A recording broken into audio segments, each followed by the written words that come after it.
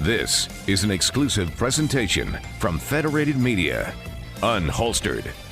Here we go. It's time for another edition of Unholstered. Welcome on in, everyone. Hopefully you're having a great weekend. It's been a really, really busy week for us here on Unholstered. My name is Kayla Blakesley. I am just one of your hosts. Good morning, everyone. My name is Captain Sophia Rosales-Catina. I am with the Fort Wayne Police Department, and welcome back to the show. This show is all about sharing and telling a lot of the stories that don't get told when it comes to law enforcement. Sophia, I just said it. It's been a really busy week for us for really different reasons, but same reasons. For folks who live around this area, they already know that we lost our mayor, Fort Wayne Mayor Tom Henry. He had a medical complication related to his cancer that he was battling. And so we lost him about a week and a half ago now. Man, it was just such devastating news because he had just lost his wife a couple of months prior as she was battling pancreatic cancer. So just all around, just been really kind of gloomy, you know, really subdued here in the Fort Wayne area. And I know that the chief of police, again, we've talked about this here on the show, but I don't know if people remember this. The chief of police is appointed by the mayor. So obviously you guys work really closely with the mayor of Fort Wayne. We do. And I just want to give my condolences to the entire Henry family. He was a good mayor. No matter what your political views are, he really did a lot to catapult Fort Wayne and put us on the map. And he was a staunch supporter of the police department, which I could not have appreciated more. When we had civil unrest, he was side lockstep with us. We traversed all of that new terrain together, and he was a really good supporter of us, and I will never forget that. You know, that's been like the common thread when it comes to talking about Mayor Henry, is that he didn't care if you had a D beside your name or an R beside your name, and I think he and I are perfect examples of that. Everyone who really knows me knows I have an R beside my name. He obviously had a D beside his. And he was on my program a lot. We disagreed a lot. But he always still came back on my program, which is really rare. A lot of politicians won't do that. They're like, nope, I'm out. I already had one beef with her. I'm not going back on that program. That never was the case with him. He always treated me with the utmost respect and vice versa. When I'd see him out in public, hey, KB, how's it going? So on and so forth. And so I think that speaks volumes of him and his character. And it truly was the residents and the community first, and politics was a little bit further down there, you know, on the priority list. So definitely just a champion and a rock star for our community. He will be truly missed. We know that his funeral is coming up this Friday, Sophia. He's also got some visitations. They are open to the public on the 10th and 11th before the funeral on Friday. Does the Fort Wayne Police Department, will you play a role in that? We will.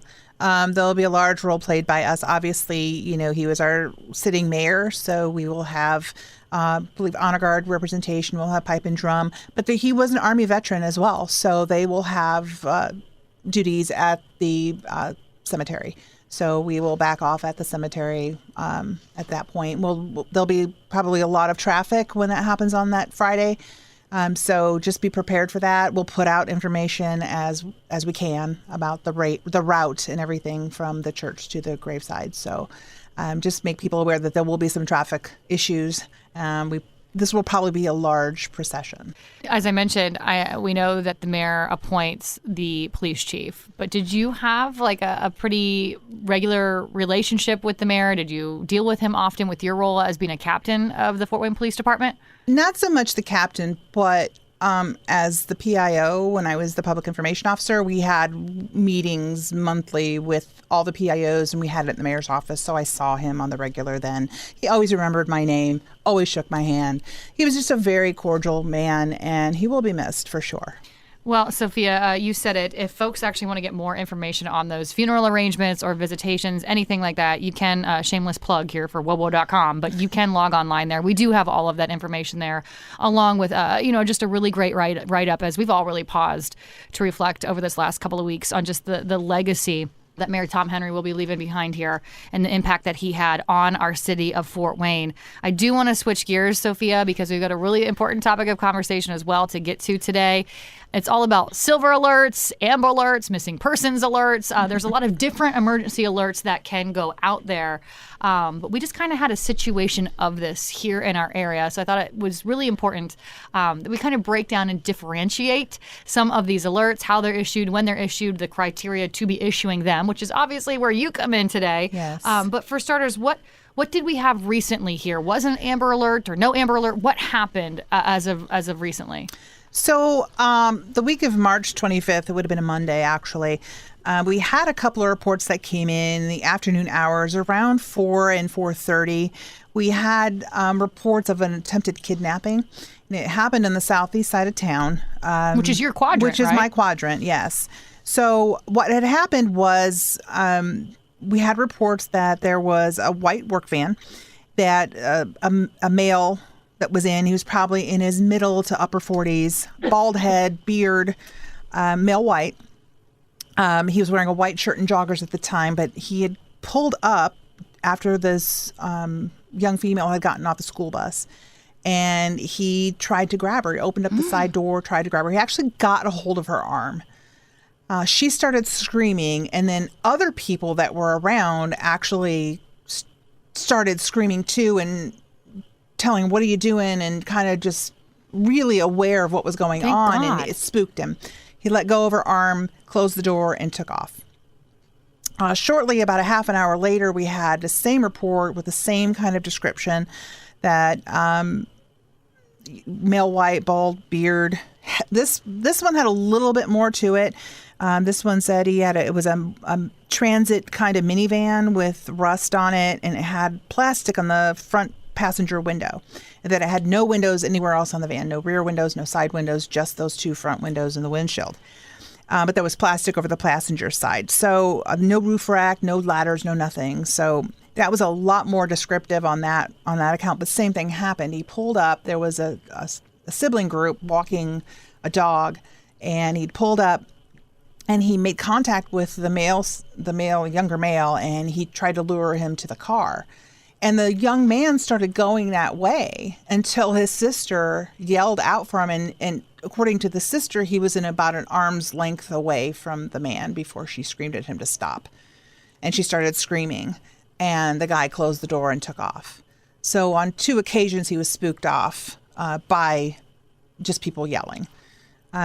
We have not found this person. We had a lot of tips that came in.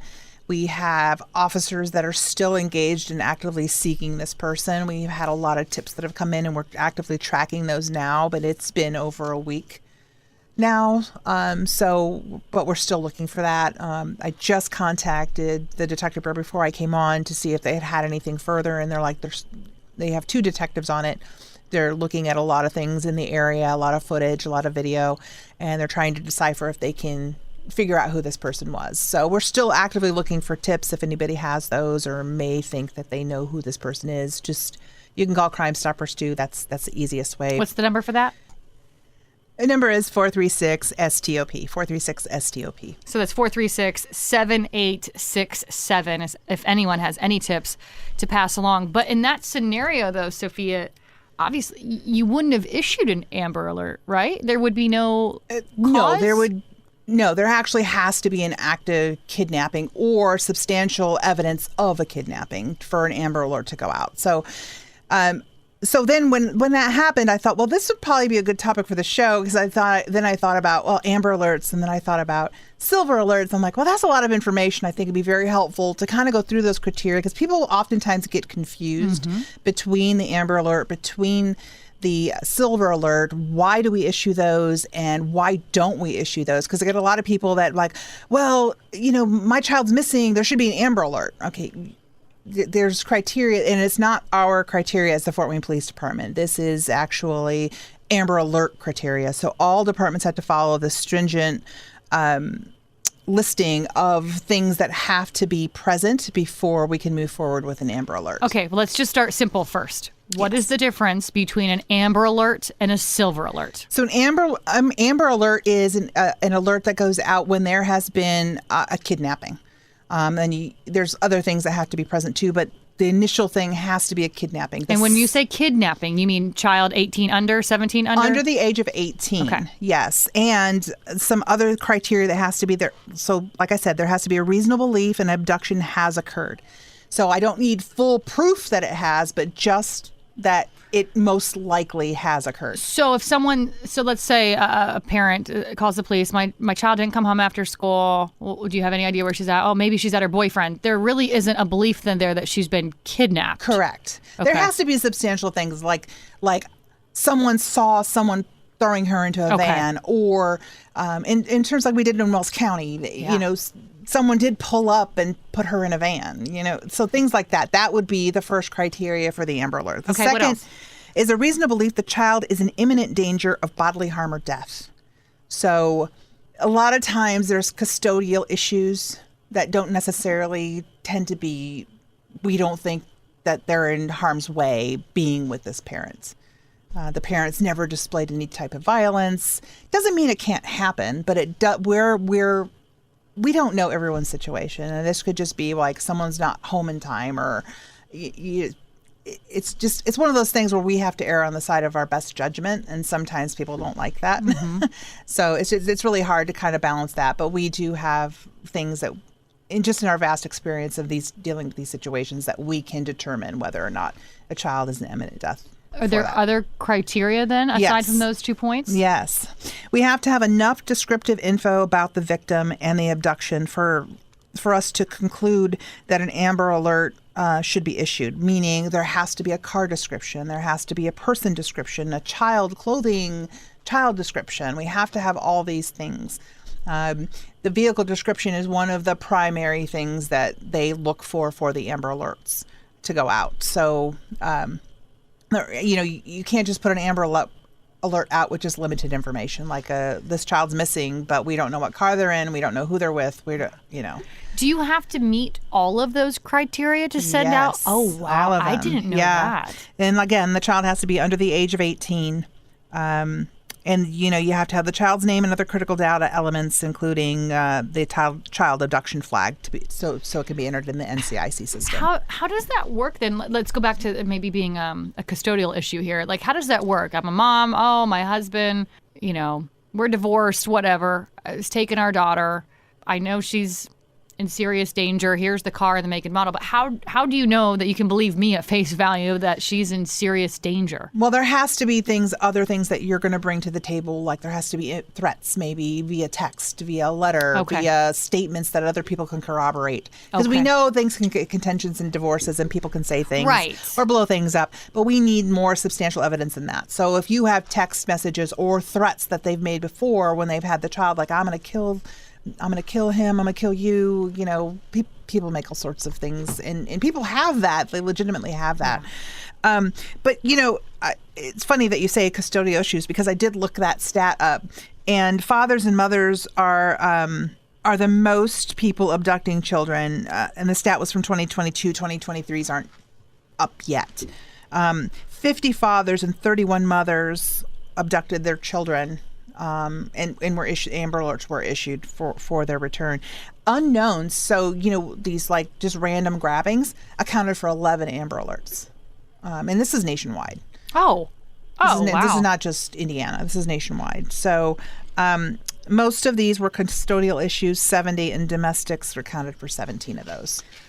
Is it weird that those stats as a parent make me feel a little bit better? Because when you opened up talking about this strange man opening up the side of his van trying to grab kiddos walking down the street after getting off the school bus, of course that's alarming as a parent to hear that. Yes, and I won't say that there's only been 11 instances where that's happened nationwide, but that there's only 11 Amber Alerts that went out regarding that. That met all that criteria. Yes, that met all the criteria. And so in 2023, 1,186 kids were rescued due to Amber Alerts. Okay, I was going to ask that. What kind of success rate do we see from Yeah, Amber that's Alerts? super high. 165 of those rescued were because of the wireless emergency alerts. So those messages you get on your phones that everybody wants to turn off because they're really annoying, those were accounted for 165 rescue of children. Wow. Yeah. Even if it's just one. Yeah. Send those It's alerts worth out. it, right? Yeah. It's just a little annoyance. So it scares the bejesus out of you, where you are. But So now explain this to me. Let's say it's you, because it's your Southeast Quadrant. You're the officer collecting all the facts for this data for this Amber Alert. Then do you have to take it to your captain or to the chief? Like, who actually says, all right, let's make the call to get the Amber Alert to go out? yeah, so the sergeants on scene or the duty officer, which would be the lieutenant, they make the determination if we've met the criteria set there. Then we call dispatch. Dispatch then calls the state police. State police are the ones that enter those into the system. Okay. So they make the determination if this passes everything. And so Amber Alerts can go nationwide. They can go across state lines and things like that. So you'll see sometimes the Amber Alerts come out from Michigan, Ohio, things like that, because they may be passing through Indiana. You'll also see Amber Alerts go up on the DOT signs as you're driving down the highways. Amber Alert, look out for this and that. And people on the highways have been incredible because they're like the PIs of our extra eyes, because we can't be everywhere. There's just not enough of us. So when those people are driving, they see these cars, and people are very helpful, and they'll call in, and lots of kids have been rescued that way just from people driving on the highway. That's amazing. Yeah.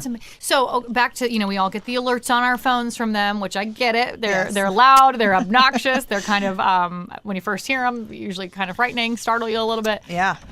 People don't need to sign up for these Amber Alerts. They're going to come to our phones no matter what, right? Yeah, you have to actually go in and turn it off. Okay. So they're automatically defaulted to on. So if you don't want them, you can turn them off. But I highly, I ask that you don't, because they're very helpful for us.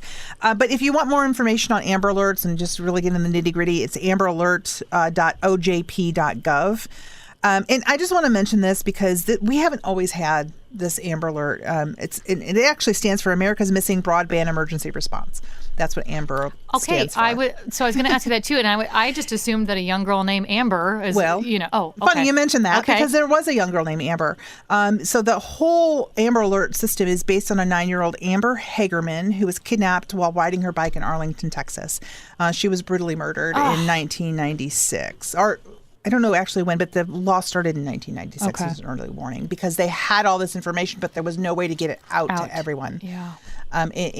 In a very easy manner. What's the acronym? What's it stand for again? America's Missing Broadband Emergency Response, but it is based on Amber Hagerman. Is there ever an update then that gets sent? Let's go more to the positive side here. We recover the kids, we find the kid after the Amber Alert was sent out. Is there an update that gets followed up that little Jimmy was found safely? If the Amber Alert came from like the Fort Wayne Police Department and that person was found, we would issue, and that would not come out on an Amber Alert. That would come out through the local media. Okay, because I feel like I have seen those as well, but I didn't know where those were actually coming from. Yeah. So it all comes from media. We'll do a media release that Gotcha. this child's been found safe. Hopefully that's the case if that happens. Unfortunately, we know a lot of times that these children do end up in a bad way. On a completely unrelated note, but kind of related, has anyone accidentally sent one out maybe when they weren't supposed to? No. Oh. Because the criteria is so stringent, That's great. they would stop that before it even happened. I don't know if it was like, oops, accidentally sent out that alert and we weren't supposed to. Okay, so that's an Amber Alert. Amber Alert. And then there's also Silver Alerts. Personally, I think they're easy to remember the difference, but even I genuinely always thought it was, probably some girl named Amber. That's how I can remember it's for the one for kids, 18 and under. So tell us, what's a Silver Alert? So a Silver Alert is basically, that's an alert for Indiana only. This is not a nationwide alert. But we had issues with missing persons that had medical diagnoses or mental health diagnoses that would have spelled disaster if someone was long-term missing without being found. Mm-hmm. But we had no way of actually putting that information out in a way other than just to local media. But we all know, these towns and sometimes people are transitory. So a lot of these Silver Alerts, and they're Silver Alerts because they really had started out for our aged population. Hence the silver, for the silver hair. But a lot of these people have dementia or Alzheimer's, and they would get in cars and they would just start driving and no one knew where they were. They couldn't find them, those kinds of things. But technically it could be used for a 25-year-old. It could be used for anyone that has a medical diagnosis that would be harmful if they're missing for any prolonged period of time. A lot of times those things involve medications or that they need to have in a timely manner to keep them healthy. Or it ends up with a dementia, Alzheimer's, things like that just could end up bad because they don't know that they're going to freeze to death if they stay out in the cold, or so the Silver Alert was invented for Indiana. So, but those also have criteria, and I know it looks like we put them out all the time, but we really don't. Because there's stringent criteria for this as well. So the criteria for this is that the person must be a missing endangered adult, or you could do a missing endangered child, or high-risk missing person, or have a medical impairment validated through a credible medical authority, meaning a physician, physician's assistant, or nurse practitioner.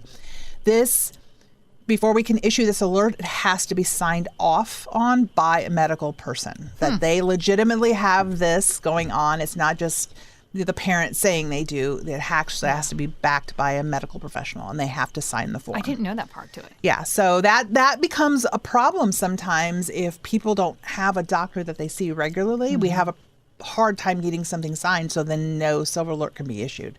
That is a requirement of this. Is that the same process? Your sergeant then goes to... Yes, the sergeant then handles that, or lieutenant. Okay, yeah. Okay. There must be enough descriptive information to believe the broadcast will actually help. So if you haven't seen this person for 3 days, don't know anything of what they're wearing, any vehicle that they're in, and can't do much then. There's not much we can do. The request must be recommended by the law enforcement agency of jurisdiction. So we would have to actually put this forward. You can't go do this on your own. Right. It has to come through us. And then we have to enter the person into the IDAX NCI system. So definitely a big takeaway, because I'm going to be honest with you, Sophia, you're right. It does seem like that there are frequent silver alerts issued. Yeah. And we know the problem with that, right? If we keep getting them, then people just ignore them. Right. And that's kind of why we have the criteria that's so stringent, because we just can't do them all the time, because then people will shut it off and just not. Well, and this was, that's really good for me. I work in the media, so I see them and I can tend to become rather numb to them when they come down the pipeline. And you're right, because there does at least feel like there are quite a few of them. But knowing that criteria, I knew there was criteria. I didn't exactly know what it was. But knowing that, hey, like a medical personnel has to sign off on this. Yeah. To me, that really gives these a lot more weight than even I think that I was giving them. Yeah, and I think people get confused because they think, you just don't want to put the Amber Alert up for my child. I'm like, okay, no, this is an Amber Alert situation. Yeah. Your child running away from home or going to be with friends instead of coming home when they should is not an Amber Alert. It really is, and those I feel are very serious, because if you're putting an Amber Alert out, it's very a dangerous situation for the child involved. And I think we should take those very seriously when they come across our phones. And luckily, they don't come across with any great frequency. Yeah. So then what's the difference? I mean, we discussed an Amber Alert, a Silver Alert, but I've also seen a missing persons alert. How does that fit in? It's not on anything official. Okay. There's no state mandate or state criteria that goes on for that. Sometimes if we feel like we can't really differentiate if this is actual runaway or something happened, but it doesn't meet that criteria, we may put that out, but we generally don't do that a whole lot, because then we get into the thing, well, why aren't you putting that for my child? And why are you putting that for this child? And I'm like, so we generally don't put out. We do have a missing persons page for the Fort Wayne Police Department on our website.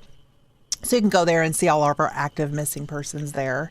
Is it the same, for an Amber Alert you recommended, calling Crime Stoppers? Is it same for a Silver Alert and or a missing persons? Usually there's a phone number associated with both of those notices that go out, like call this number. And if that's then just look at the line and call the number that's recommended at the bottom. But you can certainly call Crime Stoppers, although no one mans that actively. Usually, if it's an Amber Alert and you have information, you probably should be on the line with 911. Yeah, ASAP. When it comes to a parent, a guardian, what have you, thinking, oh, man, my child was supposed to be home, they're not, at what point do you say, pick up the phone? Or again, my grandfather who has dementia, who, his shoes are still here, but his car's not, at what point is it, I don't know, deemed appropriate to pick up the phone and call the police? Immediately. I want to dispel the myth that your person has to be missing for 24 hours before the police will come out and do anything. That is a myth. I don't even know where that came from. But as long as I've been a police officer, and that's been for a long time, it has always been, if they're not home when they're supposed to be home, you can call us and we can issue a missing persons report. Now, understand, we do not have the manpower to actively go out and look for missing persons unless there is something else going on. We may, if you have information that, hey, my kids run away again, you can do a missing persons report. And if you know where they may be, we may, if we're not swamped, we may go over to the house and see if they're there. Check Interesting. If they're there. So just real quick, sorry, sidebar. So if you think your kid, or maybe you even know your kid ran away, they might have left a note, Mom, Dad, I ran away. Yeah. Right? You can still file a missing. Yes. And do that immediately. There's no harm in doing it. If they come back home and everything's kosher and you're going to handle that, just go ahead and handle it. Just call us and tell us no, they're back home. We'll just cancel the report. The report does go into our computer system. So if we pull a traffic stop and we are running the people inside that car and that person comes back as, oh, you're an active missing, you're a runaway, they can be taken down to ACJC, Okay. Allen County Juvenile Justice Center, and processed as a runaway. It's a status offense. It's not a criminal offense. So we have a lot of that. We have a lot of kids that just are perpetual runners. So they don't like what's going on at home, or they don't like the rules, or whatever excuse there is. They'll constantly run away, so their parents are constantly filing runaway reports. If they make it home, we normally don't take them to ACJC unless they're on probation for a previous status offense of runaway. That all makes sense. Yeah, so I mean, we can only do so much at times. Well, I'm glad you dispelled the 24-hour myth. Yeah, that drives me crazy. It drives me crazy too. 24 hours. I'm like, where did that ever come from? I'm also, again, I thought I had a really good grasp on Amber Alerts and Silver Alerts. Not that I don't, but I'm so glad that you shared the criteria, especially for those Silver Alerts. Knowing that if these alerts are going out, they're immediate, they're important. Don't turn them off on your phone. Keep them on. They're there for a reason. Yeah. One day it's going to be our parents, right? Yeah. One day it might be my parent. One day it might be your parent. And I would hope that people would be on the lookout and just try to help. I mean, we need to take care of our elderly people. We need to take care of our kids who possibly can't, through mental incapacities, take care of themselves. Yeah. So I think that's our duty as responsible people and responsible citizens. Well, I definitely learned a lot today. If you want to learn more about the Fort Wayne Police Department and law enforcement in general, definitely download the Unholstered podcast wherever you download a podcast. Your town, your team, your topics. This is Unholstered. Thanks for listening to Unholstered. Be sure to subscribe on Spotify, Apple, Google Play, or wherever you listen to podcasts. Just search Unholstered.